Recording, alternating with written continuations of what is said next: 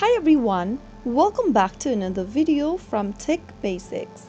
In this video, we are going to be learning how to block your Westpac credit card. To block your Westpac credit card or your debit card, follow through the instructions till the end of the video. First of all, open a web browser and type in westpac.com.au and search.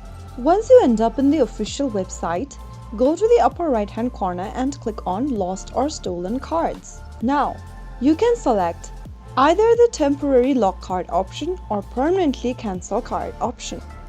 If you want to temporarily lock your card, choose the first option in blue.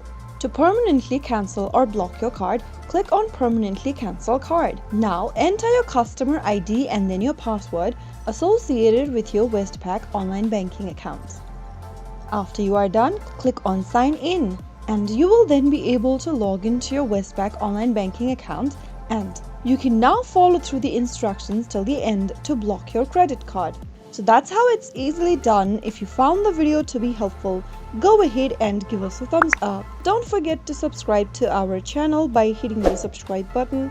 Press on the notification bell so that you'll never miss another upcoming upload from us. I will be back again in the next episode. Thank you for watching.